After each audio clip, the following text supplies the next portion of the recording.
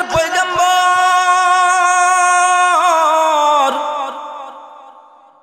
মুসা কালিমুল্লাহ হাঁটি হাঁটি পা পা করে বাজারের দিকে রওনা হয়ে গেছে। বাজারের মধ্যে তালাশ করে দেখে রে এমন কোনো ব্যতিক্রম আমল নাই যে আমল দিয়ে আল্লাহর বান্দা এই কসাই আল্লাহর জান্নাতের মধ্যে যাবে। সকাল থেকে সন্ধ্যা পর্যন্ত তালাশ কইরা দেখে এমন কোনো আমল পাইল না। যখন সন্ধ্যা হয়ে গেল এই কসাই তার সামানা গোছাইয়া বাড়ির দিকে রওনা হইতেছিল। এই সময় আল্লাহর পয়গম্বর মুসা কালিমুল্লাহ ডাক দিয়া বলে, কসাই ভাই আমি আজকে আপনার বাড়িতে মেহমান হতে চাই। কসাই ভাই এই ডাক দিয়া কয়, পথিকি ভাই কোনো সমস্যা নাই। আল্লাহর পয়গম্বর মুসা কালিমুল্লাহ তার পরিচয়টা গোপন কইরা এই কসাই বার সাথে কথা বলতেছে।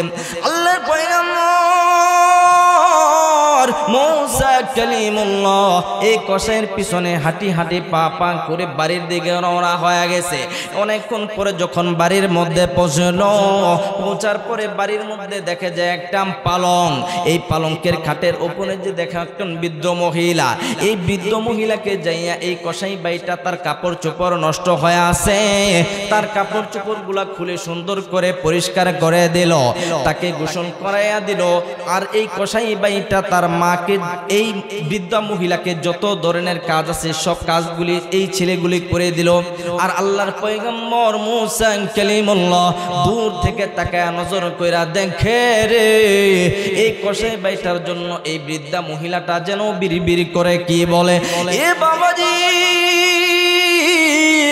আল্লাহর পয়গম্বর মুসা কালিমুল্লাহ অনেকক্ষণ নজর কইরা তাকায় দেখার পরে তিনি একটু আগায়া গেলেন।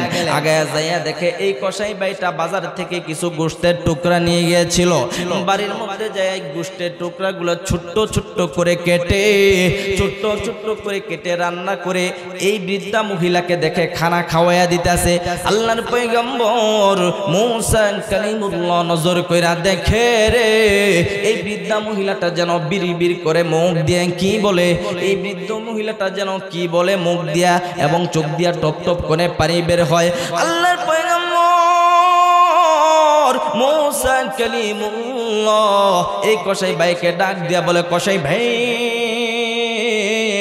আমি আপনার কাছে একটা বিষয় জানবার চাই, আপনি কিন্তু আমার সাথে মিথ্যা কথা বলবেন না। কসাই ভাই ডাক দিয়া বলে, পথিক ভাই কি কথা আপনি বলতে চান জলদি করে বলে ফেলেন।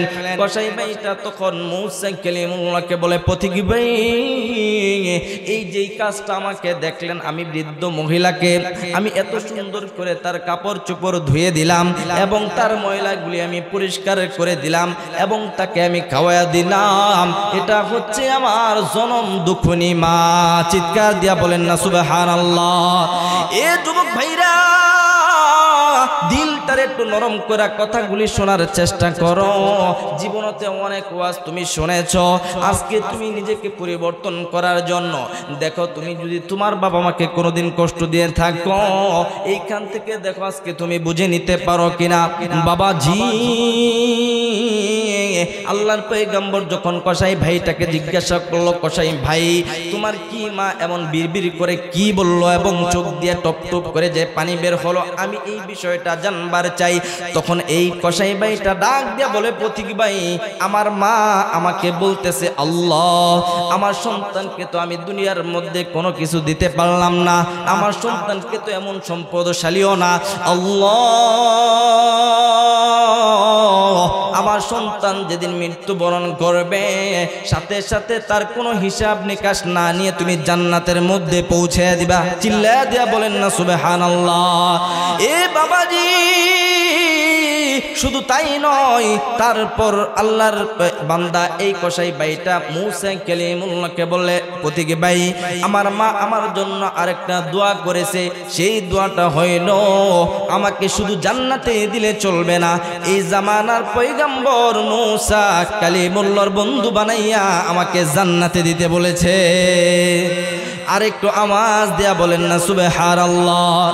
এ বাবাজি আল্লাহ রাব্বুল আলামিন কুরআনুল কারীমের মধ্যে বলে দিয়েছেন কিভাবে বাবা মার খেদমত করতে হবে। আর যদি কোনো সন্তান বাবা মার খেদমত যদি না করে, যদি বাবা মার সাথে খারাপ আচরণ করে, তার শাস্তি আল্লাহ রাব্বুল আলামিন কুরআনুল কারীমের মধ্যে ভয়াবহতার কথা বলেছেন।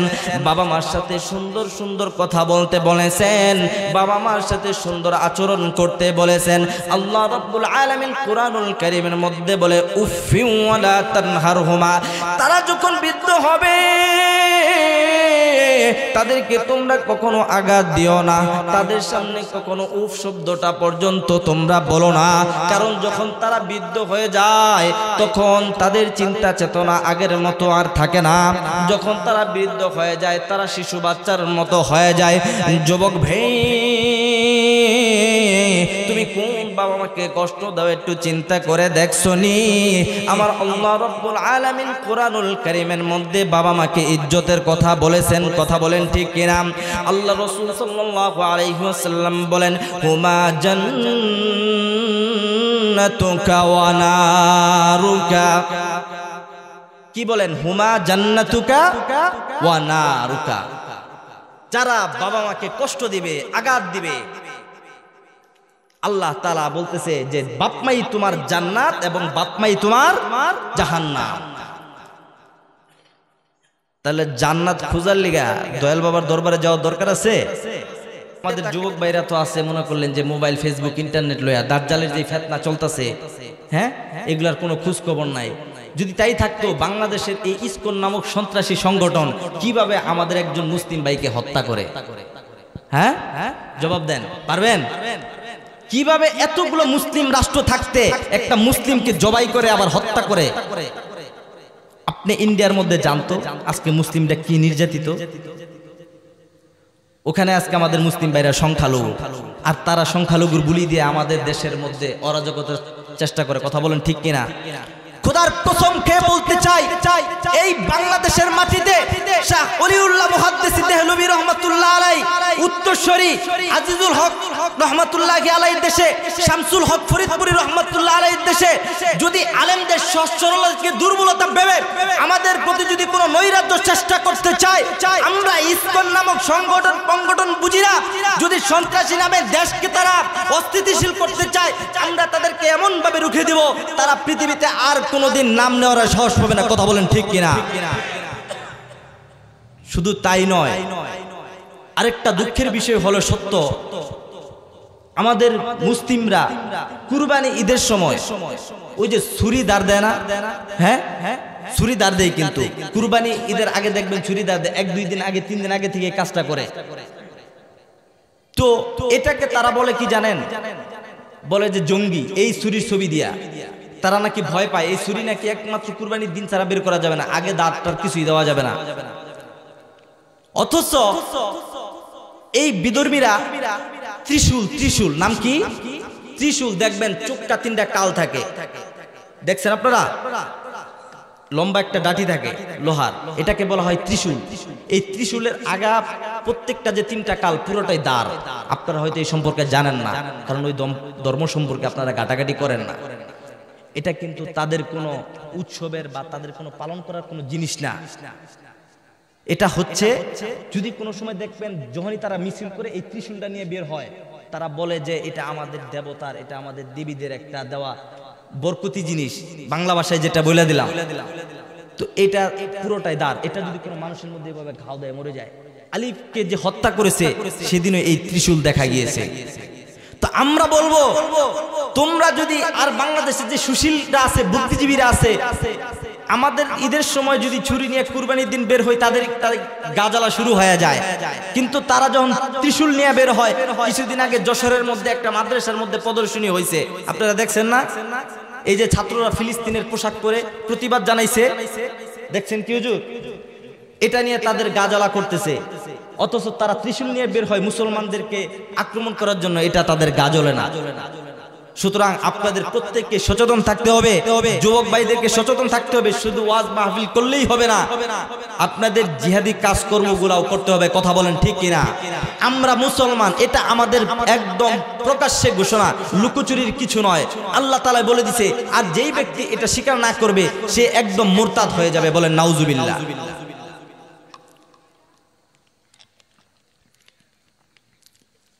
তো যেই কথাটা বলতেছিলাম, এই জন্য আল্লাহ রাব্বুল আলামিন কোরআনুল কারীমের মধ্যে শিখিয়ে দিয়েছেন যে কিভাবে বাবা মার খেদমত করতে হবে।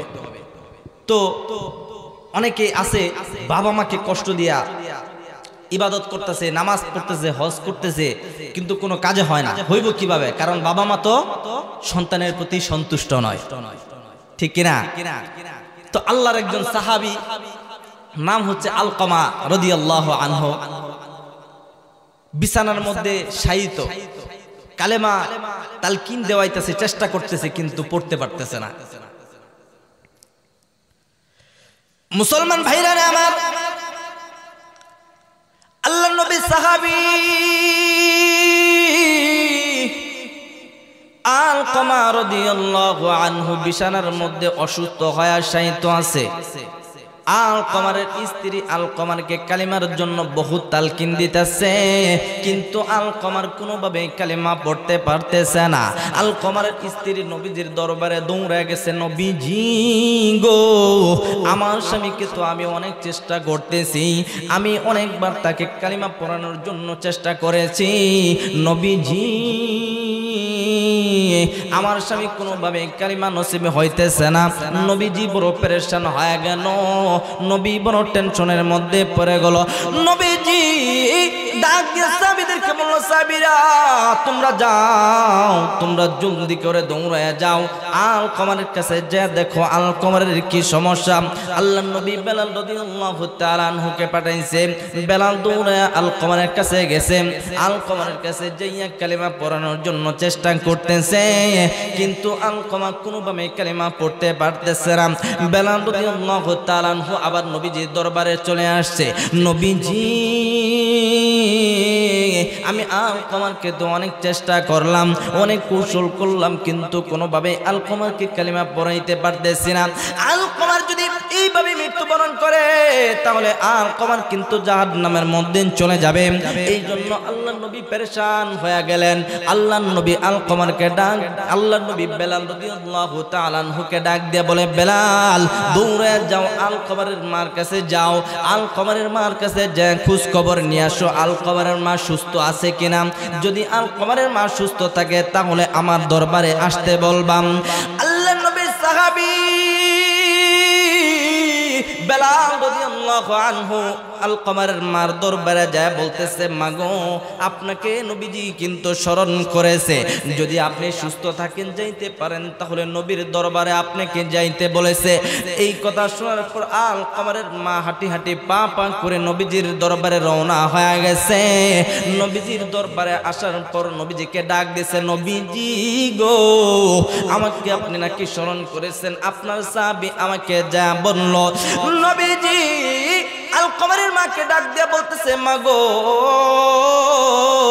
আলকামারের ইবাদত কেমন ছিল, আলকামারের আমল কেমন ছিল। নবীজিকে তখন আলকামারের মা বর্ণনা করতেছে, নবীজি গো আলকামারের ইবাদত তো অনেক ভালো ছিল, আলকামার অনেক ইবাদত গুজারি ছিল, আলকামার মানুষকে দান খয়রাত করত, তাহাজ্জুদ নামাজও পড়তো, হজও করতো, যাকাতও দিত। তখন নবীজি আরেকটু পেরেশান হয়ে গেলেন, নবীজি চিন্তার মধ্যে পড়ে গেলেন, কি এমন সমস্যা হয়ে গেল যে আলকামার কালেমা নসিব হইতেছে না। নবীজি আলকামারের মাকে ডাক দিয়ে বলে, মাগো আপনি কি আলকামারের প্রতি কোনো অসন্তুষ্ট আছেননি? তখন নবীজিকে আলকামারের মা বলে, আমি আলকামারের প্রতি কোনো জিনিসে অত অসন্তুষ্ট নাই, কিন্তু একটা কারণে আমি আলকামারের প্রতি অসন্তুষ্ট। নবীজি তখন জিজ্ঞাসা করতেছে, মা সেই বিষয়টা কি? নবীজি তখন কান্না জড়িত কণ্ঠে আলকামারের মা বলতেছে, নবীজি আমি আলকামারের প্রতি যে কারণে অসন্তুষ্ট সেটা হলো আমার থেকে আলকামারের স্ত্রীকে বেশি প্রাধান্য দেয়। কি দেয়? আলকমারের থেকে, আলকমারের মায়ের থেকে বেশি স্ত্রীকে প্রাধান্য দেয়। এই জিনিসটা নবীজির দরবারে যখন আলকমারের মা পেশ করলো, নবীজি আলকমারের মাকে বলতেছে, মা গো আপনি আলকমারকে মাফ করে দিন। আলকমারের মা নবীজিকে বলতেছে, নবীজি আমি আলকমারকে মাফ করতে পারবো না, আমি আলকমারকে ক্ষমা করতে পারবো না।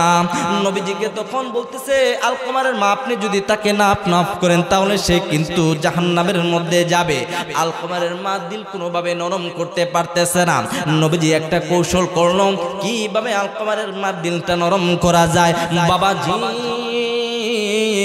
জীবনের শেষ ওয়াজ মনে আপনার করে আপনাদের মাঝে দুটি কথা বলতেছি, দিলটারে নরম করে দেখেন একটু বুঝাইতে পারেন কিনা। যদি দুইটা ফোঁটা চোখের পানি ফালাইতে পারেন, ফালাইতে দেরি আমার আল্লাহ আপনার জিন্দেগির গুনাহ ফালাইতে দেরি করবে না। চিৎকার দিয়া বলেন না সুবহানাল্লাহ। এই গাঙ্গের মুসল্লি পাড়ার ভাইরা, আল্লাহ নবী তখন চিন্তায় পড়ে গেলেন, কৌশল করলেন কিভাবে আলকমার মাকে কালেমা পড়ানো যায়। তখন আল্লাহ নবী সাহাবীদেরকে ডাক দিয়া বলতেছে, সাহাবীরা তোমরা যাও জলদি করে লাকড়ি নিয়ে আসো, লাকড়ি নিয়ে এসে আগুন জ্বালায়া দাও, আমি আলকমারকে আগুনের মধ্যে জ্বালায়া দেব। বাবাজি আল্লাহ নবীর সাহাবীরা দৌড়ায়া গেছে, দৌড়ায়া যায় লাকড়ি নিয়ে আসছেন। লাকড়ি নিয়ে আসার পরে নবীজি ওই লাকড়ির মধ্যে আগুন ধরায়া দিছে। নবীজি তখন এই জিনিসটা আলকমারের মাকে বলতেছে, আপনার সন্তানকে কিন্তু এখন আমি আগুনের মধ্যে জ্বালায়া দেব। এই কথা শোনার পরে আলকমারের মা কান্না জড়িত কণ্ঠে বলতেছে, নবীজি গো আমার সন্তানকে কিন্তু আগুনের মধ্যে জ্বালানো যাবে না। বলতেছে তাহলে আপনার সন্তানকে আপনি মাফ করে দেন।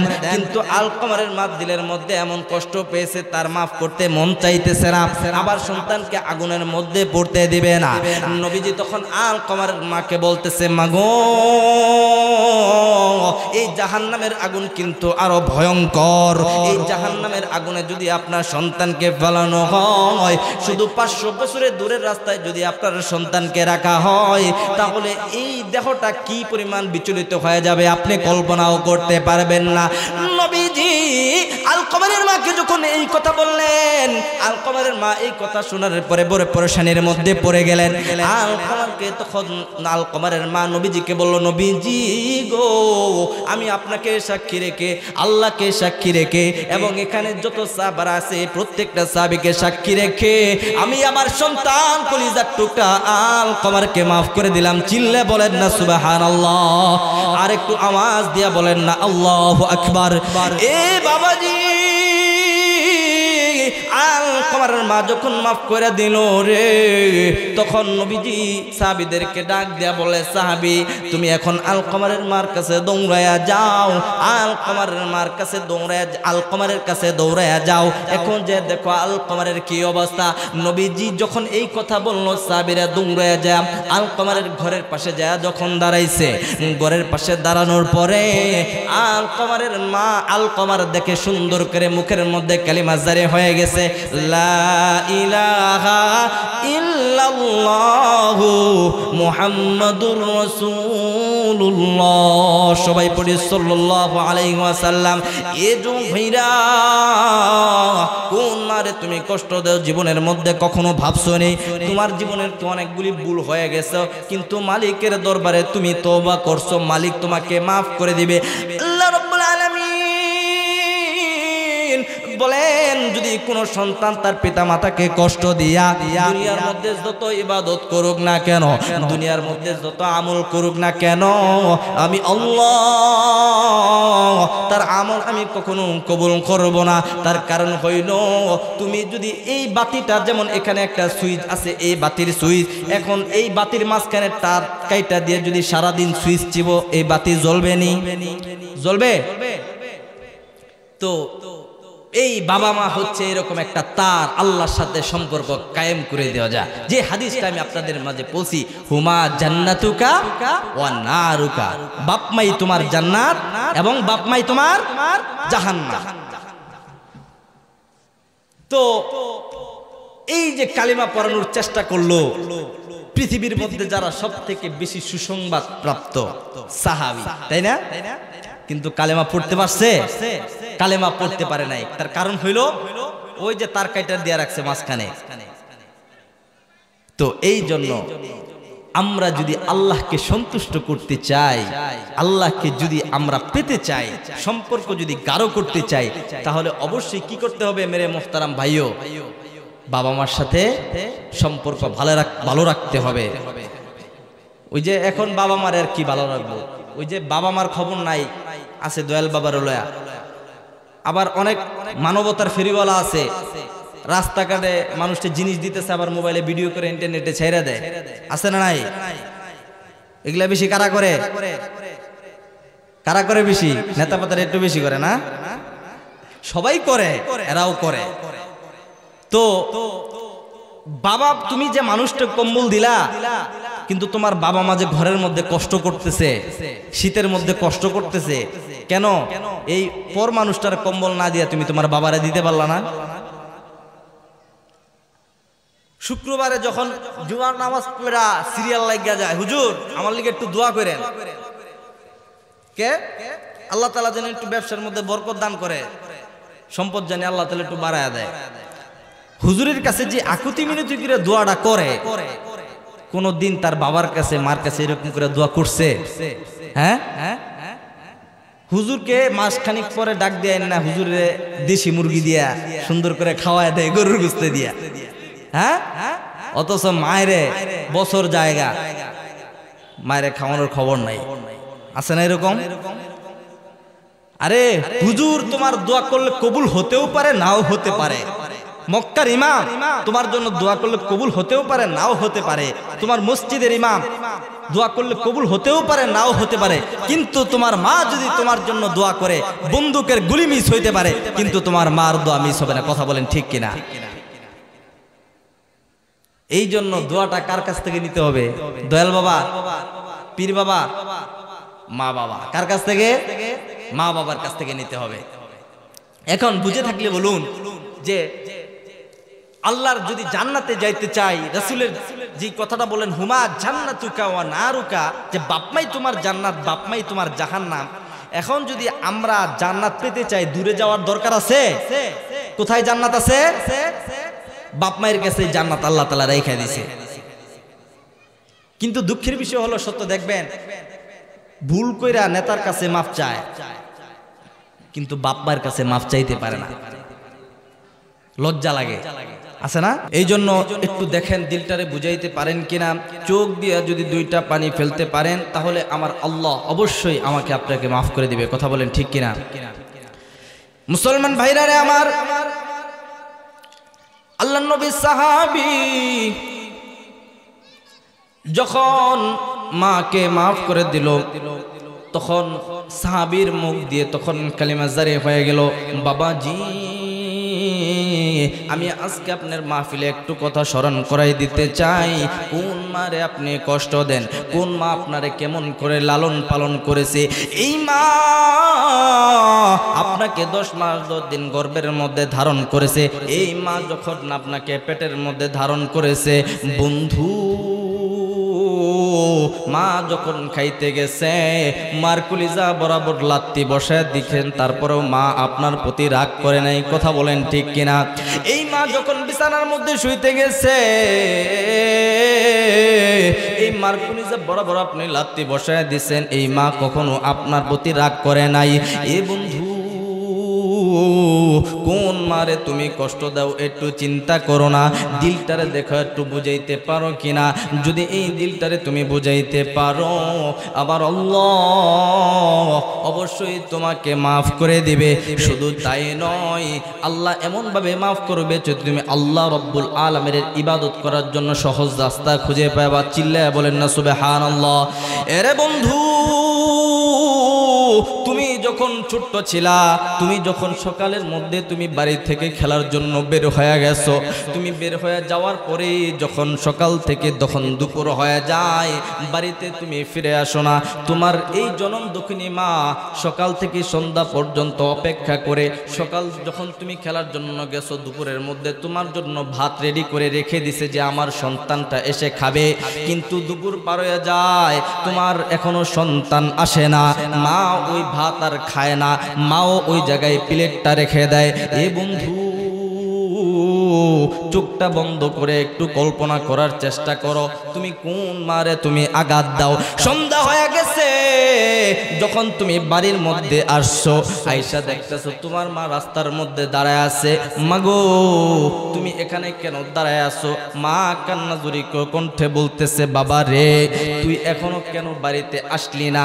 তোর জন্য তো আমার বড় মায়া হয়, তোকে রাইখা আমি কিভাবে আমি খানা খাই।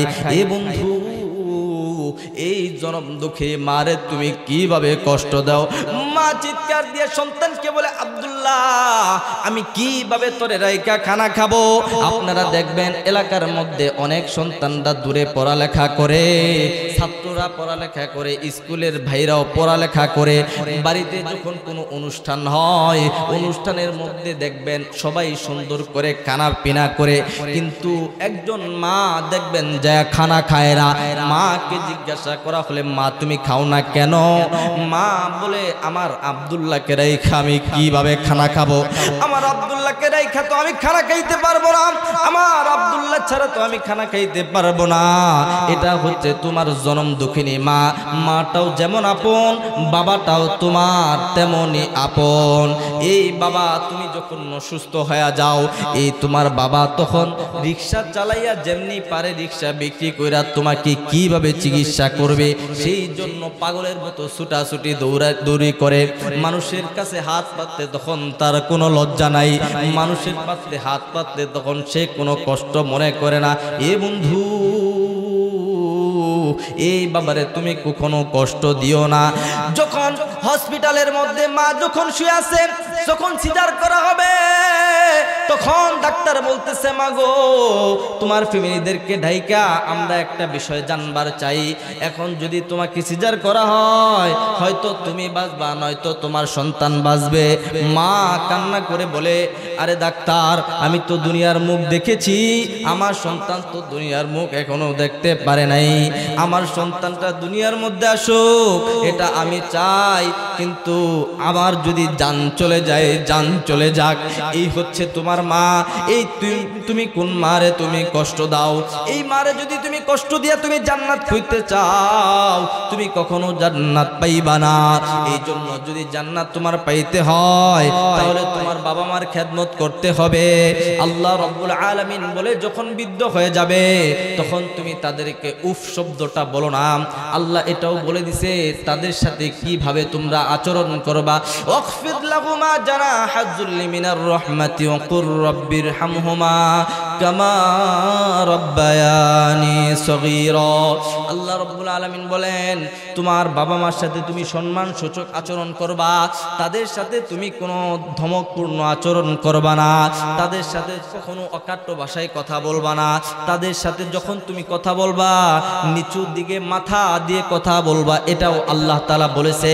কিন্তু আমাদের সমাজের মধ্যে সেটা দেখলে আজকে উল্টো কথা বলেন, ঠিক কিনা? এই জন্য আল্লাহ রাব্বুল আলামিন বলে, শুধু তাই নয়, ছোটবেলায় তোমাকে যেভাবে তোমার পিতা লালন পালন করেছে, যেভাবে তোমাকে আদর যত্ন করেছে, তুমি তাকে যখন বৃদ্ধ হয়ে যাবে, বৃদ্ধিতে যখন উপনীত হয়ে যাবে, তুমি তাদেরকে ওইভাবে তুমি আগলায়া রাখবা, ওইভাবে তাদেরকে মায়া দিয়া রাখবা, তাদেরকে কখনো কষ্ট দিবা না। এই বন্ধু আপনাদেরকে একটা মাদ্রাসার ঘটনা শোনাই। একজন হুজুর আসরের পর থেকে মাঠের মধ্যে বসে আছে। বসে থাকতে থাকতে গেটের দিকে তাকায়া দেখে সন্তানরা খেলাধুলা করতেছে। একটা সন্তানের বাবা আসছে, ফল নিয়ে আসছে, বিস্কিট নিয়ে আসছে।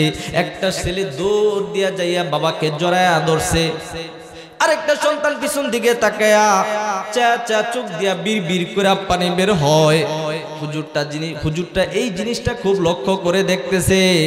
ওই যে সন্তানটার বাবা আসছে, সে কি সুন্দর বাবার গলার মধ্যে যে জড়ায়া ধরছে, বাবাকে যে চুম্বন করতেছে, আদর করতেছে। কিন্তু একটা সন্তান মাদ্রাসার বারান্দা দাঁড়াইয়া চোখ দিয়া পানি পড়তেছে আর কান্না করতেছে। কারণ তখন হুজুর ওই সন্তানটাকে ডাক দিয়া বলল, বাবা রে তোর কি হয়েছে, তুই কান্না করতেছিস কেন? তখন ওই সন্তান বর্ণনা করতেছে, হুজুর আমার বাবা তো কিছুদিন আগে মৃত্যুবরণ করেছে, আমার তো বাবা নাই, আমার তো মাও নাই। এই সন্তানটা কান্না করতেছে, হুজুরকে বলতেছে, হুজুর এই ছাত্র ভাইটা যখন তার বাপের গলার মধ্যে জড়ায় ধরলো তখন আমার বড় মায়া লাগলো, তখন আমি আর সহ্য করতে পারলাম না।